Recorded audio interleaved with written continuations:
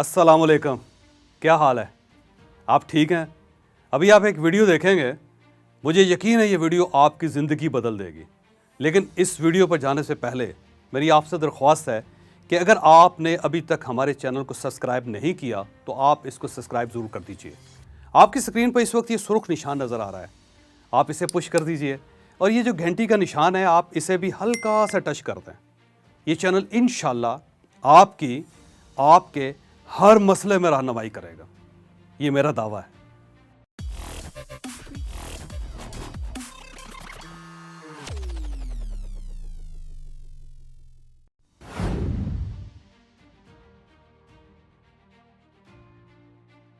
पाकिस्तान में जब से कोरोना वायरस फैलना शुरू हुआ उस वक्त से ये मशवरे दिए जा रहे हैं हमें फौरी तौर पर मस्जिदें बंद कर देनी चाहिए, मजहबी इज्तिमात पर भी पाबंदी लग जानी चाहिए, नमाज जुमा भी बंद कर देनी चाहिए, तबलीगी जमात के इज्तिमा भी रोक देने चाहिए, मदारस भी बंद कर देने चाहिए, दुरूदो सलाम की महफिलें भी रोक देनी चाहिए, इज्तिमाई कुरान खानी भी नहीं होनी चाहिए, इज्तिमाई दुआ भी नहीं होनी चाहिए, दरसे कुरान भी ना हो और नमाज जनाजा भी बंद कर दी जाए। चंद लोग दूर दूर खड़े होकर जनाजा पढ़ें और मियत को दफन कर दिया जाए वगैरह वगैरह। कोरोना के खौफ से खाना काबा भी बंद कर दिया गया है, मस्जिद नबवी भी बंद कर दी गई है। 53 साल बाद मस्जिद अक्सा को भी ताले लगा दिए गए हैं। मशहद में हजरत इमाम रजा का रोज़ा भी बंद कर दिया गया है। कुम में फातिमा मासूमा का मिज़ार भी बंद कर दिया गया है। करबला में हजरत इमाम हुसैन रजी अल्लाह तआला अन्हु का रोज़ा मुबारक भी बंद है और नजफ अशरफ में हजरत अली का मिज़ार भी बंद कर दिया गया है। आप दुनिया का सितम मुलाहिज़ा कीजिए, वेटिकन सिटी भी बंद है, यरूशलेम में हज़रत ईसा अलैहिस्सलाम और हज़रत मरियम अलैहिस्सलाम से मंसूब चर्चेस भी बंद हैं और दीवारें गिरिया भी बंद है। इंडिया में तमाम बड़े मंदिर बंद हैं और लासा में बुद्ध मतों की कदीम इबादत गाहें भी बंद कर दी गई हैं।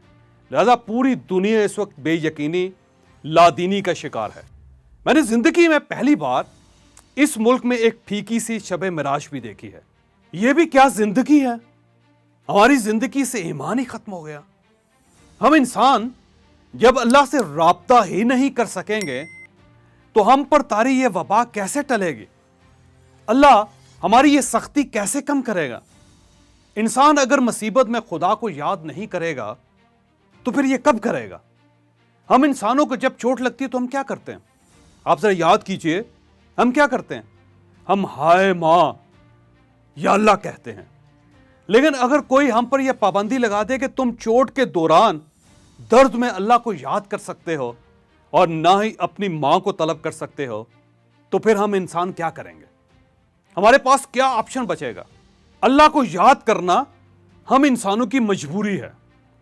हमने जिस दिन मौत के खौफ से सजदा बंद कर दिया या हमने बीमारी के अंदेशे से खुदा को याद करना छोड़ दिया, आप यकीन कीजिए हम अहले ईमान उस दिन जीते जी मर जाएंगे। चुनांचे ये सजदे, ये दुआएं, ये इज्तिमात, अल्लाह से माफ़ी की इज्तिमाई दरख्वास्त, जुमा मुबारक और दुरूद व सलाम की महफिलें, ये हम सब के लिए इंतहाई ज़रूरी हैं। ये बंद करना तो दूर, हमें इसके बारे में सोचना भी नहीं चाहिए। हमें बल्कि इनमें इजाफा कर देना चाहिए। हम अगर नमाज में कोताही करते थे तो हमें वबा के इन दिनों में 5 बार बाजमात नमाज भी पढ़नी चाहिए और दिन में 2-3 मरतबा इज्तिमाई दुआ का हिस्सा भी बनना चाहिए। लेकिन सवाल यह है कि क्या कोरोना की मौजूदगी और कर्फ्यू और लॉकडाउन में यह मुमकिन है? जी हां, ऐन मुमकिन है। लिहाजा मेरी चंद तजावीज़ हैं। मेरा नाक़िस ख्याल है कि हम इन पर अमल करके बाजमात नमाज भी पढ़ सकते हैं, इज्तिमाई दुआ भी कर सकते हैं और एक दूसरे से फासला रख कर कोरोना से भी बच सकते हैं। कैसे? मैं अब इन तजावीज़ की तरफ आता हूं। हुकूमत को चाहिए ये आर्जी तौर पर लाउड स्पीकर से पाबंदी उठा लें। बाजमात नमाज के लिए पूरे मुल्क में एक वक्त तय कर दे। इमाम साहब मस्जिद में लाउड स्पीकर पर नमाज पढ़ाएं और मुक्तदी घरों में, छतों पर, सेहन में और कमरों में सफ बनाकर नमाज अदा कर लें। नमाज जुमा भी इसी तरह बाजमात घरों में अदा की जाए। लोग घरों में बैठकर खुतबा भी सुने और दुआ भी करें। यह अगर मुमकिन ना हो तो हुकूमत ऑनलाइन नमाज शुरू करवा दे।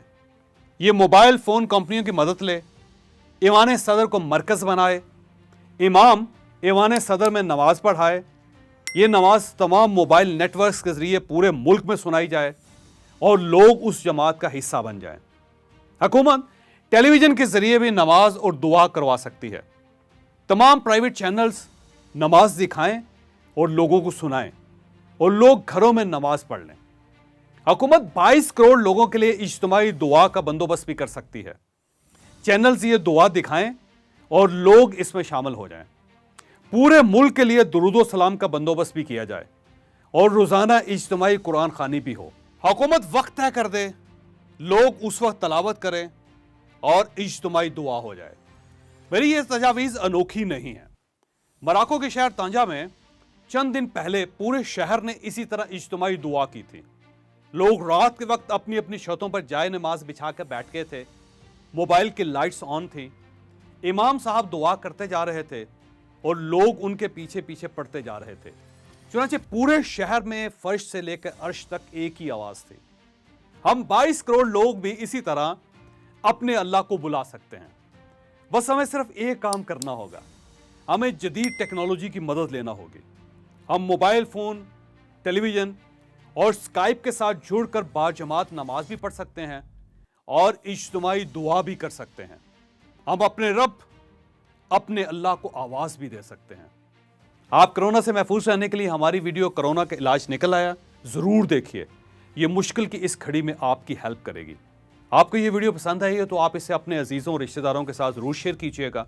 ये इंशाल्लाह किसी न किसी का माइंड ज़रूर तब्दील करेगी।